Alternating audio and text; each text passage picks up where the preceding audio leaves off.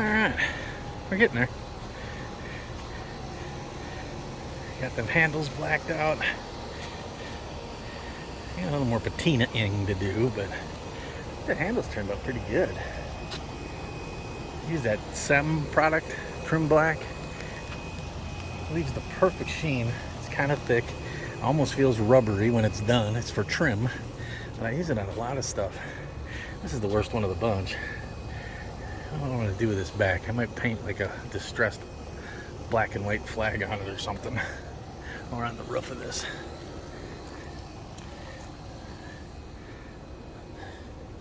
These are looking a lot more purposeful now.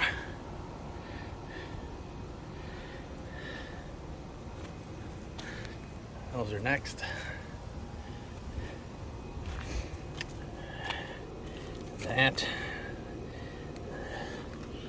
I can take that off and blast it and paint it. I'm gonna patina this and get the redding to come out better.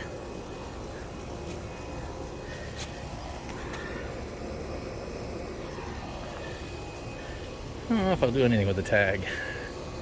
But then this. Different. And then I gotta make a, I think I'm gonna do a black emblem.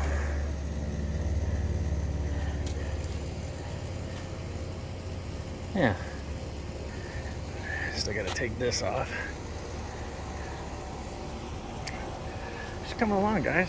Oh, I ran out of trim paint, so but these will be next. I think I'll do those black too. Maybe this too. Tape that off, black it, keep the theme going. It's coming along. I'm starting to dig it. Yeah, I'm starting to really dig it. I've been digging it since I got it. I was worried. Such a nasty, disgusting mess. But now, it's pretty good. That lowering kit comes. Make that like that. Make that like that. Yeah, that'll be good. Oh, just a little update. I got the bump stop out. Everything's loose. Loose. Back's loose. Shocks are out. Just debating doing this in the parking lot sucks. But it is what it is. It's too heavy for my lift, too big to get under my one lift, and I got something on it that can't move, and I can't get to my other lift, and if I could, it's within 200 pounds of max weight, and I don't like that idea. It'd crack the floor. So it is what it is. We're doing it outside. 100 degrees out here in Florida. Finally got some shade, a little breeze. It's a little better, so we'll finish it up. But gotta C-notch this. So I'm gonna mark that out. I'm just debating on whether to drop the spring out and get it underneath. This thinking thing was so tall to start with, I had to use the rims from the back and then put a jack stand on it so I could safely prop this sucker up. Good Lord. Can barely get the jack stands under it. And this weird valve for when you're towing, if the rear end's too high, it applies the rear brakes, so I had to take that out. And if I don't move the rear end, I don't have to disconnect the brakes and re-bleed them. So I'm thinking I'm going to take these off. These got to come off anyways for the U-bolts. I've got these loosened, I just got to pop them out and then pop them out of their holders. And lift this heavy frickin' pig up and over and set it underneath, and I could probably bolt it together with the new hangers and everything and have it sit in here. That way I've got room to get the C-notch cut. I think I'm just gonna use a death wheel for that. Oh, and there's a brake, that brake line for that stupid valve runs down the side of the frame here, so. And on the other side I got the tail light harness goes down. It's in the way of the C-notch, so I gotta move those yet, but oh, it's coming along. Slowly but surely. Picking away. I'm excited to see what it looks like. I'm just not excited about climbing around underneath this thing all damn morning. It sucked. Got 2 torn rotator cuffs that are healing, and putting my fat ass down there and climbing in and out, climbing in and out. I don't know if it's doing them any good or not. They're throbbing, but maybe the exercise will do them good. Got work to do. Alright, one C-notch in. Everything else is loose on this side. This one's officially done. I might take it back out to paint and whatever, we'll see. I don't think I'm gonna weld it in, so like I say, you don't have to. Don't know. It's pretty damn stout in there, so we'll see. Gotta remove the fuel or brake line from the other side, and then I can cut the other side out. I got the other side done. It's tough when your shoulders are junk. A little word to the wise. Milwaukee Shockwave bits cut through metal like butter. Everything else I got went dull instantly. These could cut another 50 holes. So you start with those. They got to end with a 1/2 inch hole for the bolts. They don't make a 1/2 inch. Well, they do, but they make this 1/2 inch, which is cobalt mixed, 15 times stronger. These are 5 times stronger than black oxide, but they got a quad cutting bit and a tapered tip. And I kid you not, they start with a small, go to the medium, and then end with that. And that one ends quicker than anything else I got. So if we got to drill holes in a frame, do that. Had to cut some rivets off. Use a cutting blade on my air chisel. So yeah, next we'll bolt it up. I'm gonna run some paint over the cuts so I don't rust, and then bolt it up. Yeah. But the back is done. Other than I gotta do a couple of welds so the axle won't wrap underneath the U-bolt. We got Carolina squat going. Maybe I should leave it like that. It's supposed to be cool. Looks like ass. But that sucker is low in the back.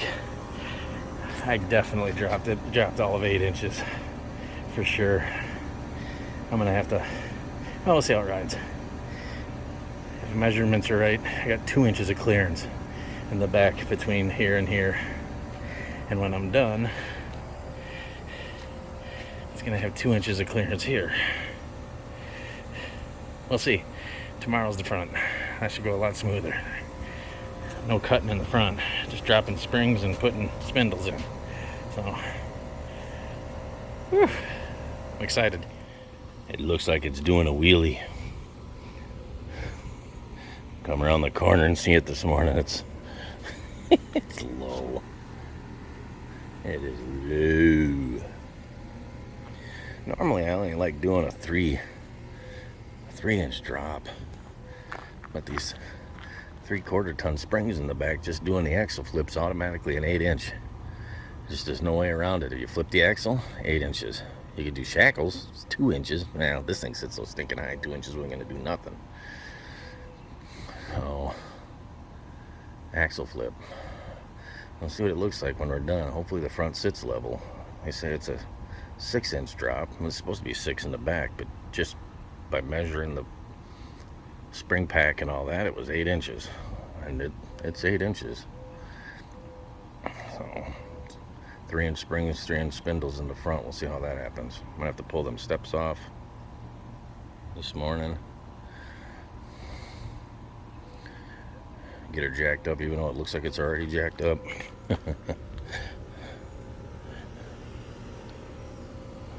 I don't know, guys. I'm excited. I mean, it's just such a different look. When this front sits as low as that back, it's going to be pretty badass, I think. Hopefully it sits level. I hope it ain't 2 inches taller in the front. If it is, we'll have to cut a coil off them brand new springs, which I don't like to do.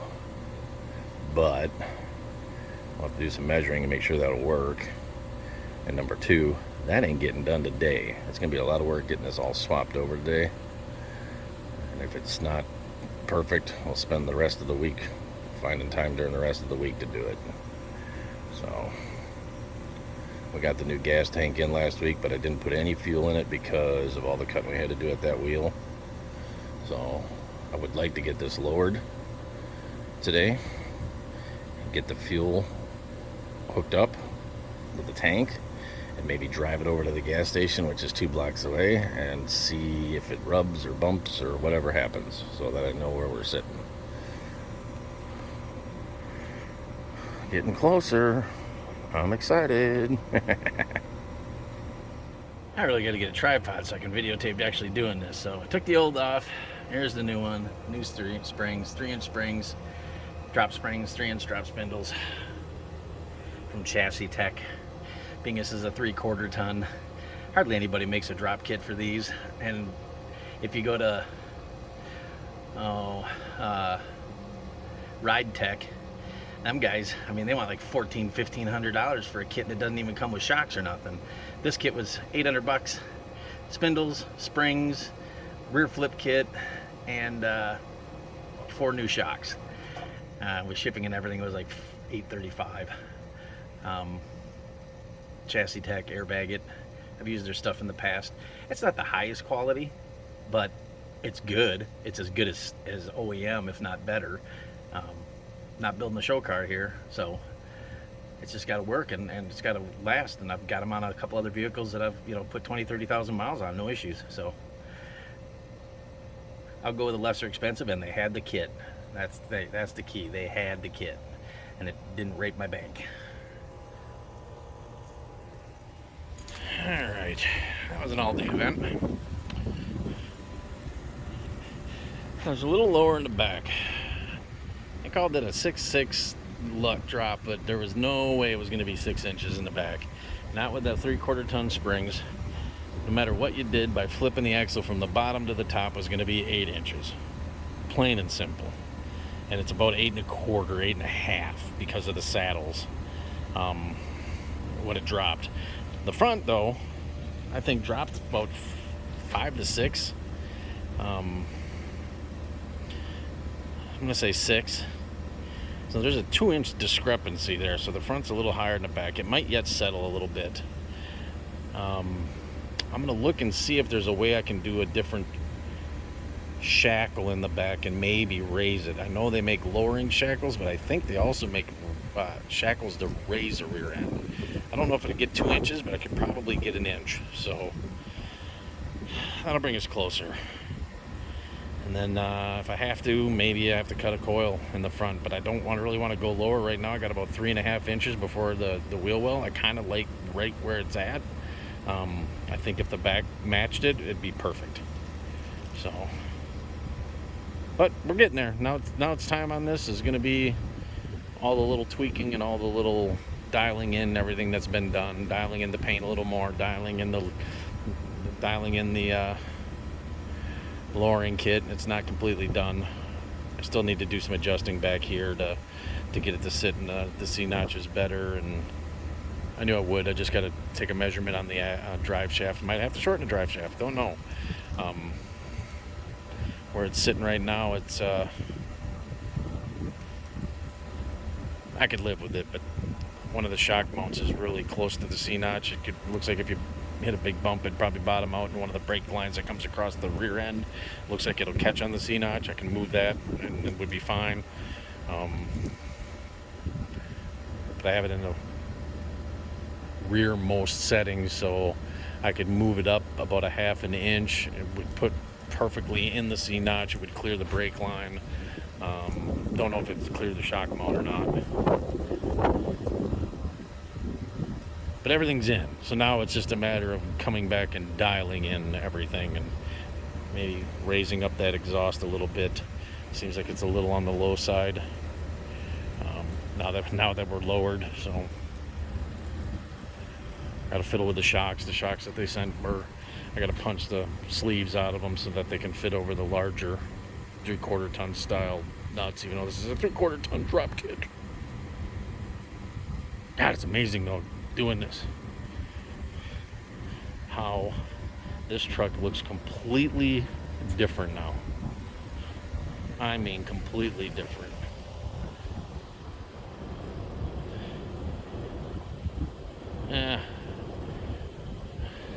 Somebody from that Petro Monkey shop, Mr. Kaufman, said once, attitude's all about altitude. This truck has a completely different attitude now.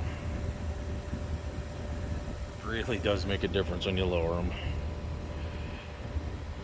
Alright guys, well, there we are. One step closer. Just a little fiddling around. I would like to get it level if I can. I'm going to try that. And, got her level. Looks good. Can't believe we got it. Just a little more. I just got to do a little welding and it'll all be good. So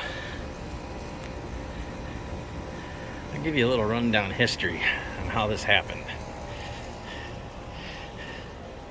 So these flip kits.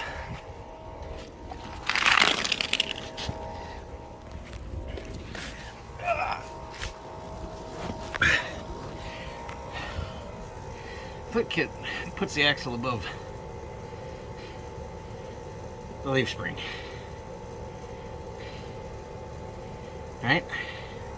On these 3/4 tons, that leaf spring's huge.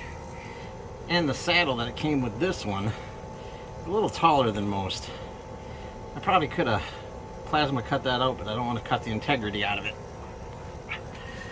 So I bought a Shackle lift, which is this piece. It's an 1.25 inches shorter. So it would have been bolted up here. Now it's bolted down here. It's supposed to raise the vehicle 2 inches. Well, let's think about that.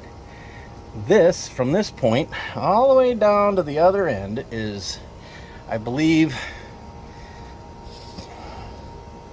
56 inches. That end is solid. There is no shackles. So it just does this. By lowering this 2 inches, the axle that's in the middle is only going to move a portion of that. They don't tell you that when you buy them. And then I got them and I thought that's what's going to happen, and I was right.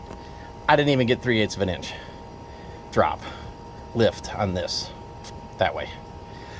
Now if you could have 1.25 inches here and 1.25 inches on the other end, that would have lifted it 1.25 inches. I needed 2 inches. So I'm like, what am I going to do? I can't really lower this anymore.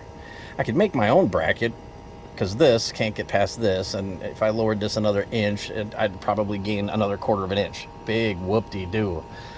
So I took the shackle that was here, 4 inches eyelet to eyelet. Yeah. Let me get my old fat ass up in this hot ass blacktop. It's like 110 degrees, boiling egg on it. And I put it here, which 1.25 inches left me an 1.25 inches drop. I needed 3/4 of an inch more. 2/4 inch. This is a total of 4 from here to here. So there's 2.25 inch left. I'm sorry, 2 3/4 left. And I figured that out, and I figured it was going to be not quite an inch. Even if it did give me a total inch, that means the back end would be a 1/4 inch higher than the front. A little rake ain't bad, but to me it looks like it's sitting perfectly level. Now the problem with this, great idea using the shackle because it all fits, it's all there. This cannot swing back and forth like the back one does. So what I got to do, and what I'm gonna do, is I'm gonna take a piece of angle iron. I'm gonna weld it across from here to here and butting up here as a stop. I might even weld it up there, not sure, because I want to be able to reverse this, and I bought one wide enough that it touches here and it touches here. So I can weld it here, I can weld it here, and it'll be sticking up here, and it'll keep this from wanting to move that way. And if I do the same on the other side, all the way up to the top, it'll keep it from wanting to move that way. It'll create this, which can't go anywhere because it's touching flat, can't go anywhere. I think that'll work. I think that'll be enough. I'm surprised at how straight this actually is. When I dropped it, I thought this thing would splay out, and the other one's exactly where it's supposed to be in the back. It's supposed to be up and down and then move under suspension. This will move under suspension too. I don't want it to, but it's pretty damn center now. I'm pretty happy with it. So just a little idea for guys doing this, that this 8-inch drop that this created, I should have taken a picture beforehand, but the top of the axle tube was 1/4 of an inch off the frame. So even with the C-notch jumping up and down on the bumper, I bottomed out on the bump stop and actually broke it off right there. Nice bump stop. So I wanted a little extra room, and I got at least 2 inches here before the frame, and then the extra 2 inches in the frame, 2.5 inches in the frame. Plenty of travel now, so that'll be good. Don't know if I'm going to weld it today. It's hot as hell out here. I'm just happy that this worked. I gotta buy new tires, so. Oh, and these are my new rims. These I can actually get a factory hubcap on versus these mid-90s ones, which I cannot. But the height to the top of the fender, even though that fender's a little lower, the height to the top of the fender looks good. I might even have it might even have just a smidgen of a rake from back to front. I don't think so though. Looks pretty level to me. I'm happy with that. I think that looks good. And it'll ride without bottoming out. I'm pretty happy with that, guys. Oh, I've been stressing over how to do that. I'm glad I came up with the Shackle idea. Now I'll just weld it up, and I'll show you a picture of that when it's done. Tell me what you think. Unless I change my mind and go a different route, we'll see. But right now, that's what I'm thinking. All right, I got a set of rims that'll mount the factory hubcap. I'm happy. Aftermarket rims. Picked them up for $100 for all 4. Tires are shot, but they're in really nice shape. No scaling, no divots from rust. Been powder coated. Scratched and a little beat up, but it'll fit the truck just fine.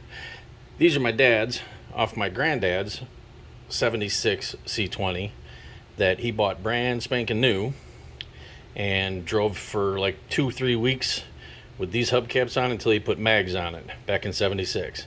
And then these have been sitting on the shelf ever since. Not putting these on. Too damn nice. And my dad wants to hang them on a wall. Remembrance of his father, my grandfather. Don't blame him, but I was using them to make sure that they fit this aftermarket wheel, and they fit perfect. Beautiful. So that's what we're going to do. I got a set ordered off of eBay that are a little more worn, a little more beat up, a little more weathered. Not trash, but just decent, fit the look of the vehicle. And then I just have to decide if I want to run the trim ring from those other rims that are a little beat up, but will clean up and shine nice. Is that the look I want? Or I just want that? We'll start with that. You can always add these later. Alright guys, just an update. More stuff. Just a little update. Working in the damn parking lot. This sucks. I will never buy another project that can't fit into my shop. This thing was too heavy for my lifts. I got a 4-post here with my dad's car on it. I got a 2-post back there that's not big enough, and when we bought this thing it wouldn't have fit under here, and this car's not movable at the moment. Working on stuff that I'll get around to his. His is next on the list. But it'll fit in there now, but it won't fit in the lift. It's too heavy. So what we're doing today is ball joints. After I'd gotten this thing lowered and put in, I could tell that the ball joints were kind of shot. I was looking at them when it was off. When this was off, I was checking it, and man, well, once I got it together and got it under pressure, I could just tell it wasn't sitting the way I wanted it to. I'm going to get in alignment. No reason to get in alignment with bad ball joints, so we're just going through that and doing it in the parking lot. Not on a lift sucks because it's hard to fit the tool between the ground and here.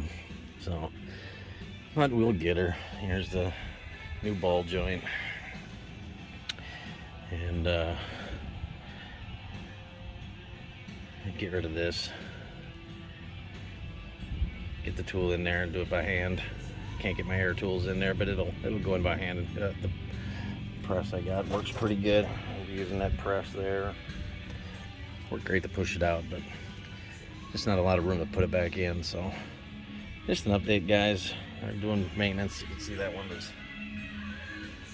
the boot's kind of ripped, which had been bothering me, and then like I said, when I got it back together, it was all that one's really floppy. The top one wasn't so bad, but it was original. 136,000, 137,000 miles on this thing, and these still had the rivets in them. So there's the new one on the top. It's all good. Yeah, just an update, guys. Get this done. I got these new bushings coming. Be here in a couple of days. It's a Saturday. Those will be here Monday, so I'll probably do them Tuesday. Put the chin spoiler on, and new tires are in. I just got to go get them put on the rims, and yeah, get it aligned, and we're pretty much done, other than dialing in some patina correctly. Dialing in some patina. I like the way it's turning out so far, but I think I need to dial it in just a little better. All right, guys, just a little update here. Getting close to the end. Got a bunch of stuff done on the truck, and just doing a few details. Going to dial in the patina a little more, and finally got tires and rims on the truck that I want. New tires last night, and the rims I got are so I can carry a factory style hubcap.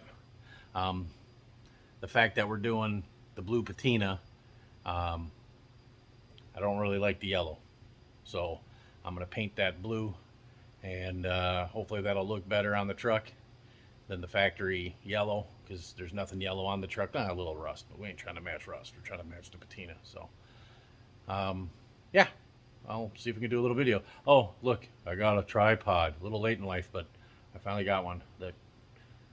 We'll see if it works, how well it works.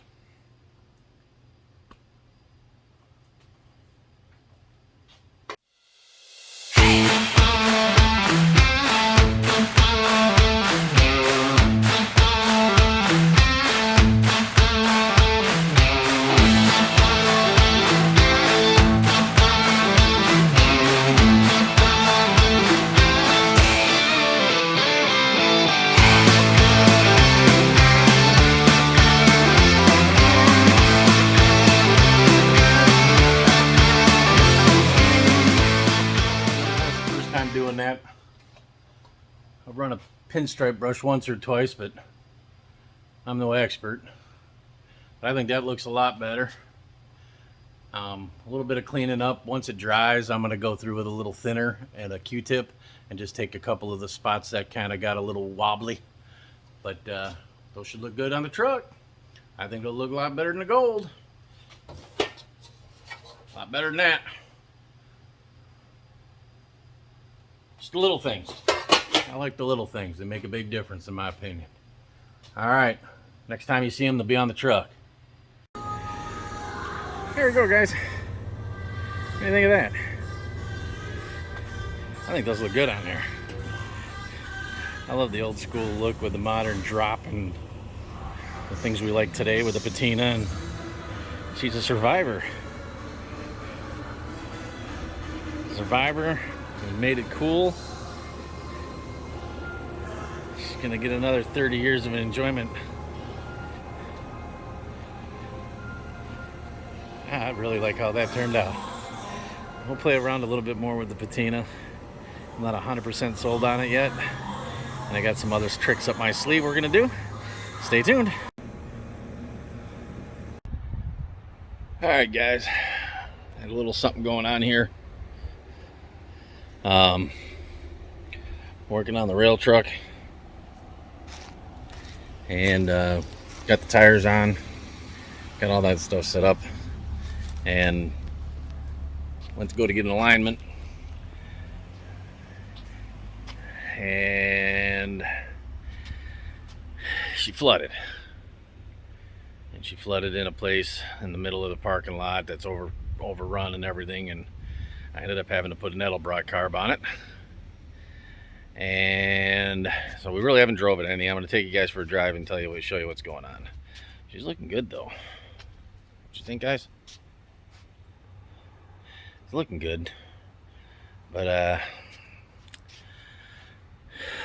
yeah.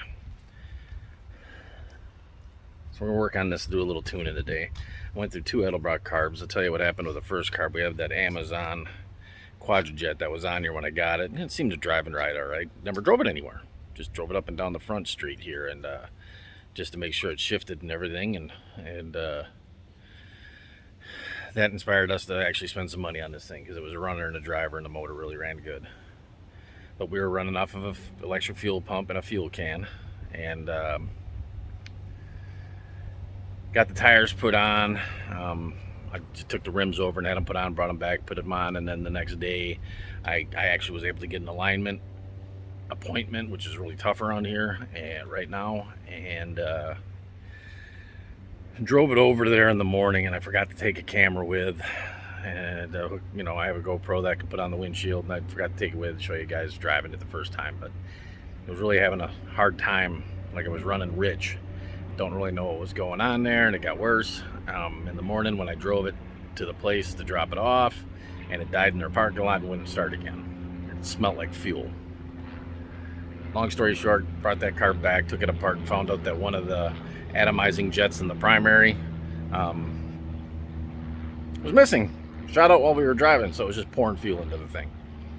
I had a spare Edelbrock sitting on my 56 Chevy Nomad that had been sitting on a shelf for 5 years before I put it on the Nomad. Only drove it once on the Nomad. Probably needed a good cleaning, but I knew it ran. Put that on, ran like ass, but it was allowed me to get it back to the shop. I didn't videotape that because I had to change it in the middle of a parking lot with tons of traffic around, jammed in this little tiny parking lot that had 50 cars where 20 cars could go. And I just did it real quick and got it home here.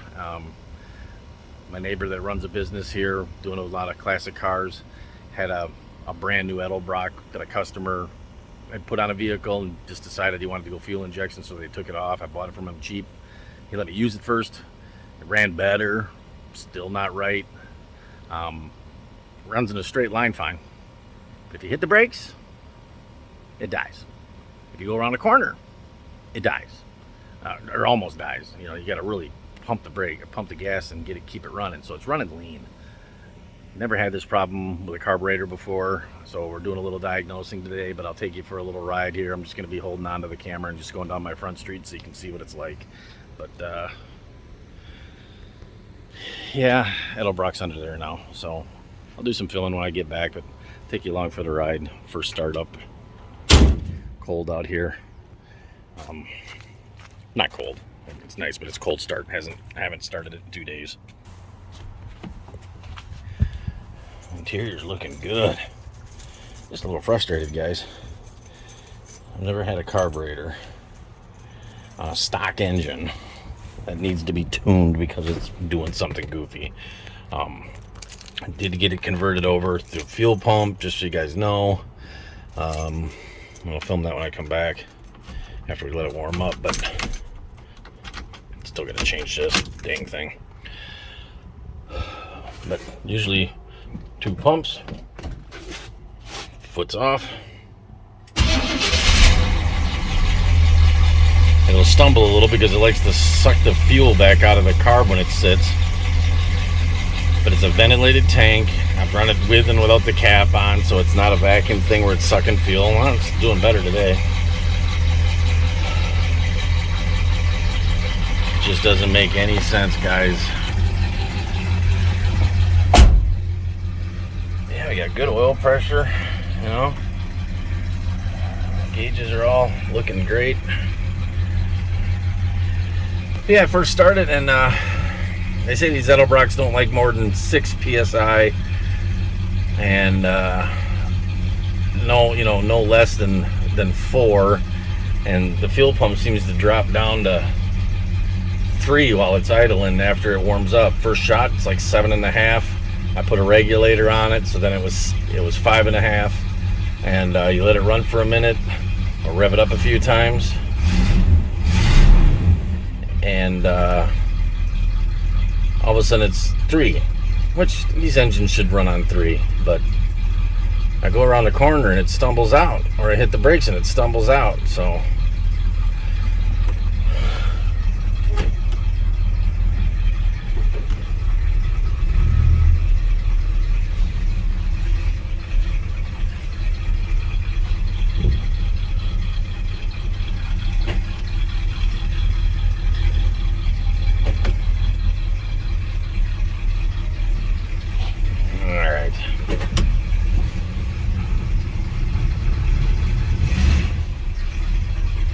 got a really tight spring on. I don't like these Edelbrocks. You got to run a tight spring because they don't have their own spring return spring in them.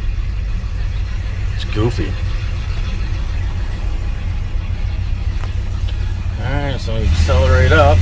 Got a little stumble there. I might have to change the accelerator pump, but here we go. Hit the brakes. Well, didn't do it that time.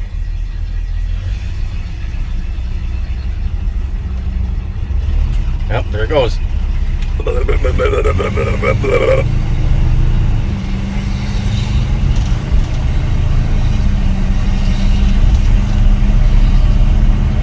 have to check for vacuum leaks, but that wouldn't have anything to do with the fuel pump. See, it's stumbling now from bouncing around. No front shocks on here yet either.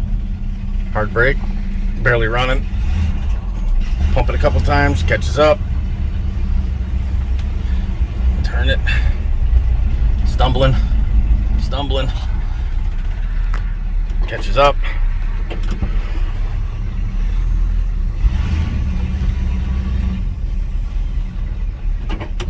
I have run it with the clickety-clack that I was running on before. Same thing. Ran it from the gas tank, ran it from the auxiliary tank again. Same problem. I thought it was a fuel pump. I've done 2 fuel pumps. The fuel pumps do the exact same thing. There's something going on inside that carb. And I've done 2 carbs, 2 Edelbrocks. Same issue. Doesn't make no sense. Now I'm doing stupid stuff like I'm gonna be changing needles just to see if it's, going around a corner, if it's just running too damn lean, because the needles are too big and starving the motor out. Reset the floats, didn't make enough difference.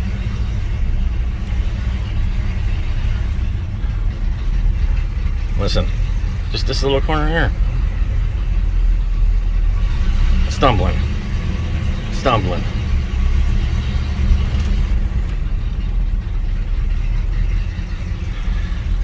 That's what I'm dealing with today, guys.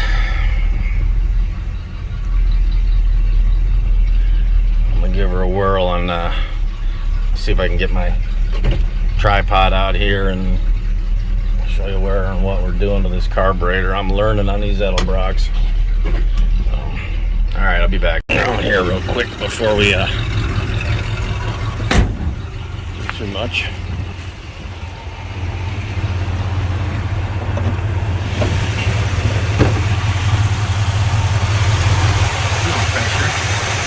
Took the regulator off just to see if the regulator was the problem. Toss it between 3 and 4. 4.5. Should be at 6 all the time. So I'll get this figured out. Hopefully the fuel pressure jumps up, and have to put the regulator back on it. So, all right, guys. Now,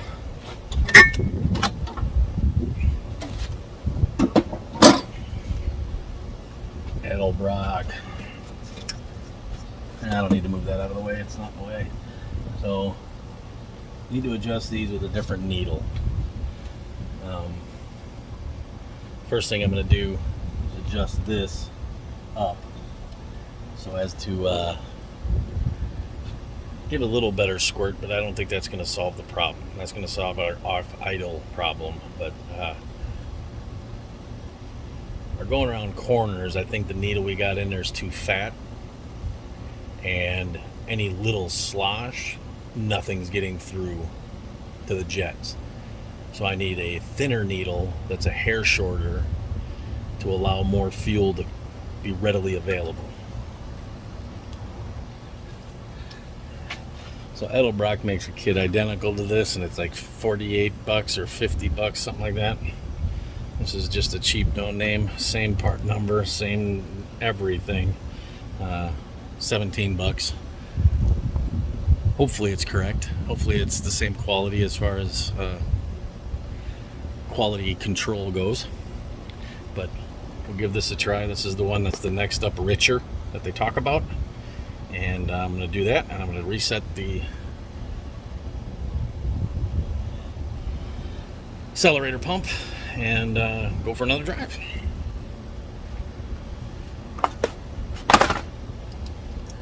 I'm going to take these needles out. It's just these two caps here. I tightened them back down with them exposed just so I could watch them working in under throttle, and they were doing what they were supposed to. These little windows pop back.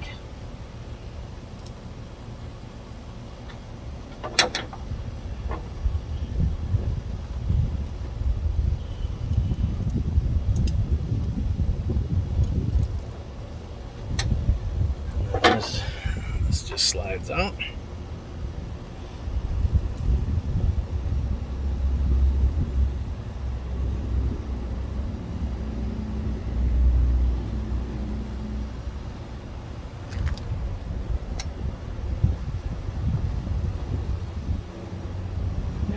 Tiny bit shorter.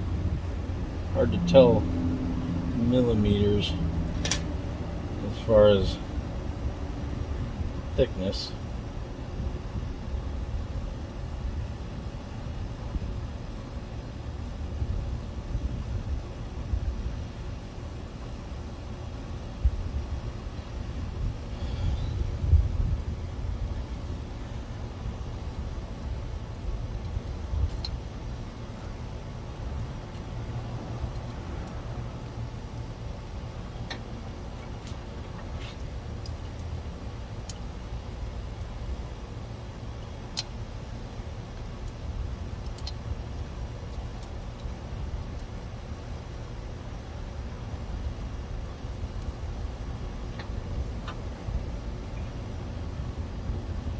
I'll tell you right now, that's not right.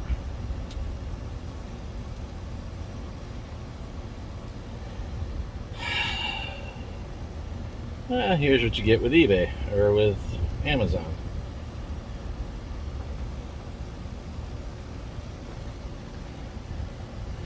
Look at that, guys.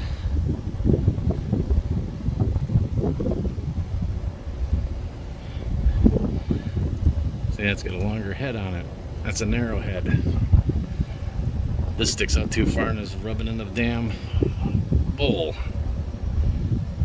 And it sticks out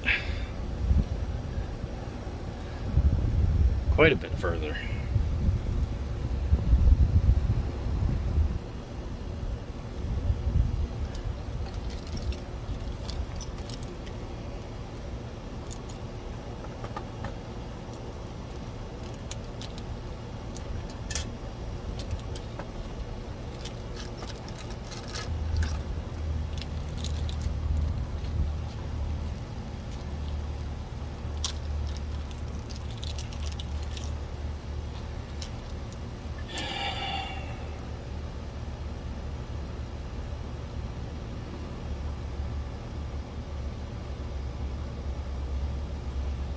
That one's a lot closer in length.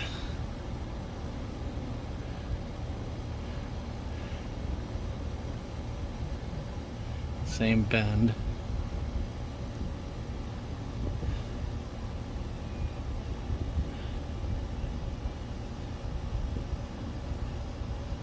Looks like it would pull a little sooner. Definitely narrower.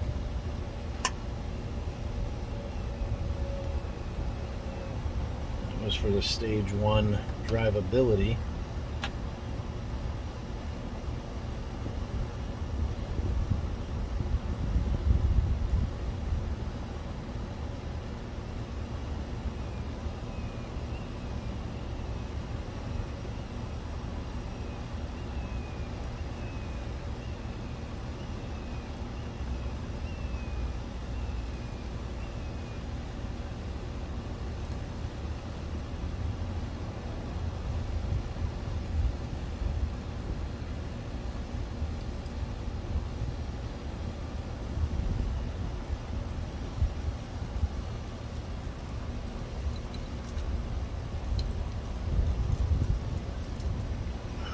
Fits perfect.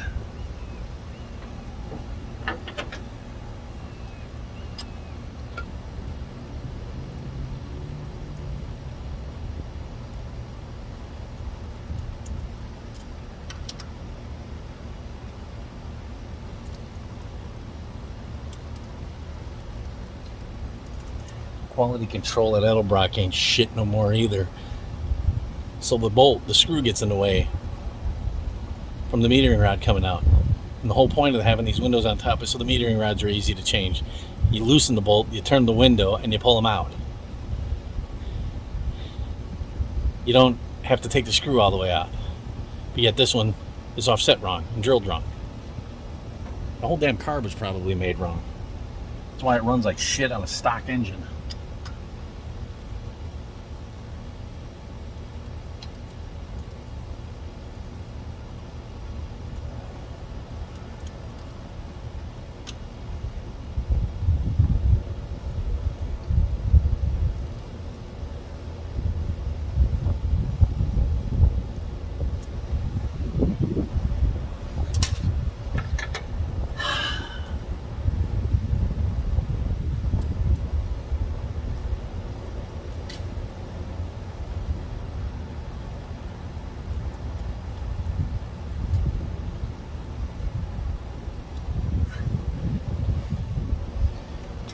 Ridiculous.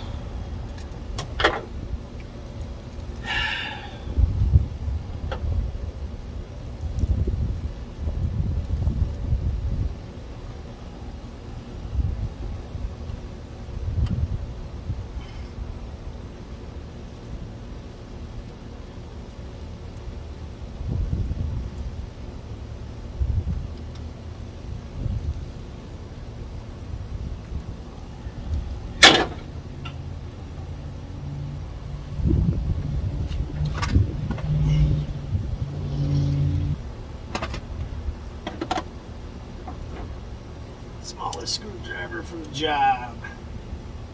That's the one. And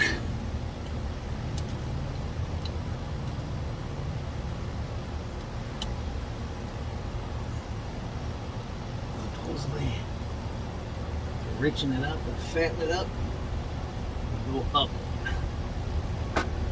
Use a longer stroke.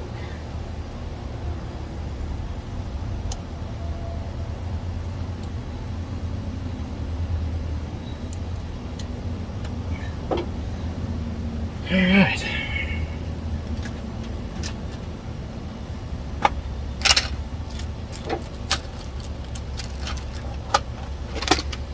The other thing I might change is the springs that hold those needles from coming up and down, but they seem all right, so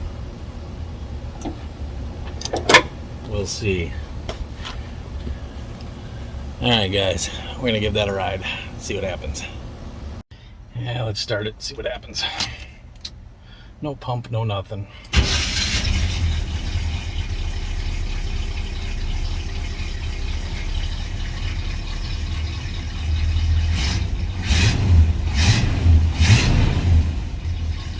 Throttle response is a little better.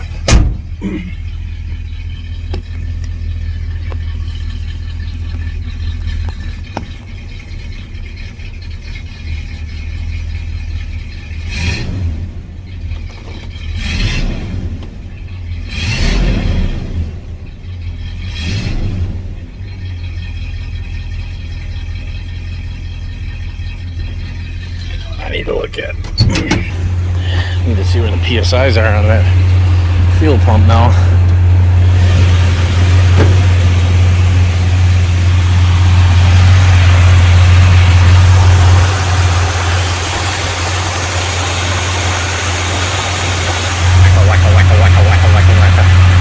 Take about 7, fluctuating between 5 and 7.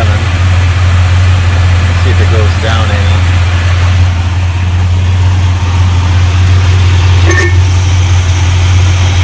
No overflows in the vents.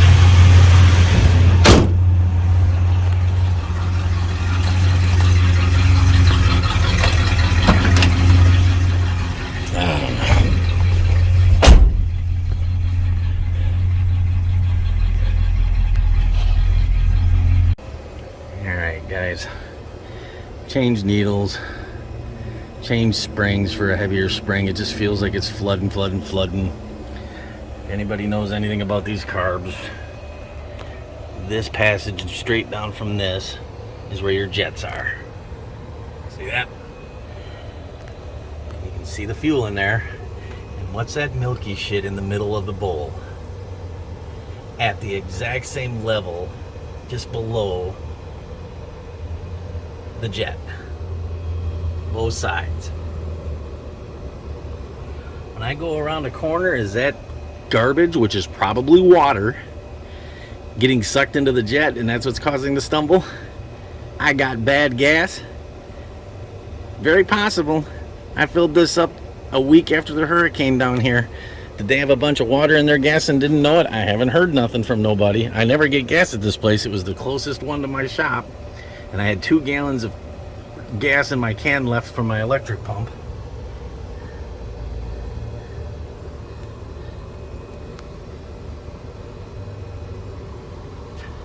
I mean, that is a lot. I noticed some of it in a fuel filter earlier, but it looked like, being a brand new tank, you got oil in there to keep it from rusting. I ran a bunch of Lucas through it because I had one line that was kind of cruddy, but it flowed, and I just wanted to help clean it out. That's why I was running double filters. But is it water? Is it mainly water and then a little bit of that mix? Because that is a ton. It's a ton.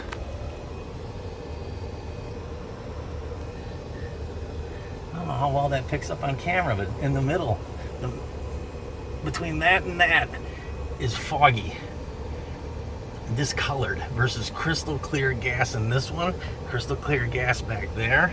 It's all one bowl, and water's heavier. It settles to the bottom. It's in the middle of that section bowl, which helps feed that jet. Have I been fighting all of this and it's been water? Well, I'm almost out of gas. I need to get to the station. I mean, I'm just above E.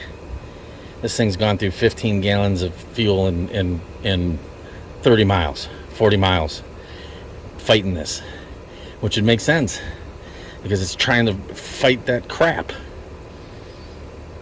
Now, if I can make it to the gas station, I'm going to go to a different gas station. I'm going to go to Sam's. I always fill up there. They're about 35 cents cheaper a gallon right now, and I fill up my other vehicles there, and I've never had a problem. So I think I fight this over there, and I get gas, and hope it all goes away. I readjusted the floats just a little bit higher than what they suggest because I thought maybe it's just a smidge off, you know, in manufacturing and whatnot. It might be a smidge off. I didn't go much, maybe a 32nd of an inch, 16th of an inch, maybe, but probably like a 32nd of an inch higher.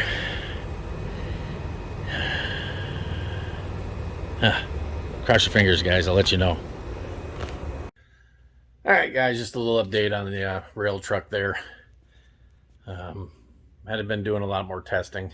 I did get the full tank of better gas. It definitely ran better.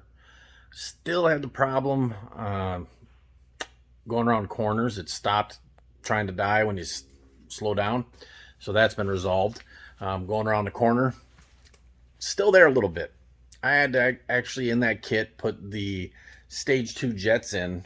The biggest jets and the biggest metering rods that were in the kit, which doesn't make any sense to me. I mean, granted, that Edelbrock's a 600 and that truck factory came with a 650, but that really should only matter at wide open throttle. Just regular driving, it shouldn't make a bit of difference. Not that I mean, according to Edelbrock, doing that jet and that metering rod is basically a stage 3 richening. That sounds ridiculous to me on a motor that, it's right around 200 horse, 225 horse, 190 horse. I don't know what they were factory. They were low horsepower in 84. Granted, they put a reman motor in this thing, and maybe they got a little hopped up one, but it doesn't have a big throaty cam. It doesn't sound like it's got real high compression. It runs good now. It runs really good. It's about 90, 95% there, but just feel like I'm chasing a different problem, and this has just been a band-aid for it because I've never run into this. I wish I had the money to buy a Holly and stick a brand new Holly on, because every car I've ever owned when I was younger, 300, 350 horse small blocks, you stick a 600 Holly on them like nothing, and they'd run great. This thing's 225, and a 600 Edelbrock has got issues. I don't know, guys. But anyways, just an update for you on that. We're pretty much buttoning up everything on here. I got another appointment to get the alignment done, and then I'm going to start driving it, and I'll take you guys with for a few more buzz arounds. I'll set the GoPro up so we can, buzz it around and drive it a little bit here. And then going to start trying to enjoy it. And the weather's cooled off, and it doesn't have air conditioning. So weather cooled off, I could drive it around with the windows down and actually have a enjoyable ride every day. So I'll do one last video after this, and we're just kind of going to highlight from front to back everything that's been done in a quick video. I know this has been a long series. I had this stuff stockpiled. I actually didn't plan on doing a YouTube channel. In your head, you're always like, I'm going to film this and, talk to the camera, and it's for my own posterity and for my own, enjoyment. And so I remember what I did, and so I can show people, when you say you did something to a vehicle, a lot of times you're like, oh yeah, sure, you said you did new brakes. I can't tell. Tires and brakes are on, tires and rims are on, everything's covered. Oh, I don't know if you changed this. I don't know if you did all that work. This is just a way to show somebody, and the next person, if I do end up selling it, I can give them a video log of what's been done to the truck. Well, I started collecting so many of them, like, well, maybe I'll piece them together into segments of a YouTube channel. So that's what I've been doing, and kind of enjoying it. I'm learning a lot with the video editing, and I hope you guys have enjoyed it too. We're really trying to get the 1,000 subscribers on this channel and kind of get to that point where maybe we start doing some stuff for people that really enjoy it. I'm learning a lot. I'm not good behind the, in front of the camera. I'm learning the editing. I'm learning kind of how to do this. Hopefully it's getting better with every video. And it's not just a car channel or a survivor car channel. It's a reviving car channel. It's a watching an older guy. I'm not old yet, damn it. I got to tell you how old I am, but I'm not that old. Just feeling old. Learning something new and doing something different, Watch me pass, fail, succeed, whatever, within the YouTube world. I'm enjoying it, trying to get something out every week. And I have this stockpiled, so I was able to learn and still turn out a video every week. And we've got a few other projects we're working on. You can see this little guy here. This will probably be the next video that comes out. Look for that. That'll be a quick, one or two video deal. And we've got some other vehicles we're working on. So don't forget to subscribe and like the video. I appreciate your support. Thanks for stopping back.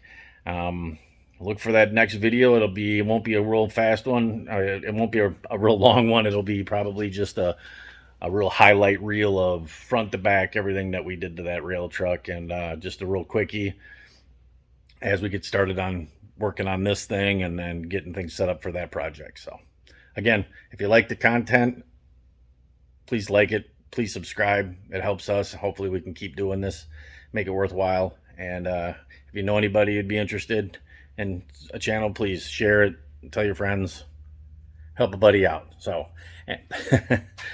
thanks for stopping back by. Thanks for checking it all out. And don't forget, keep wrenching.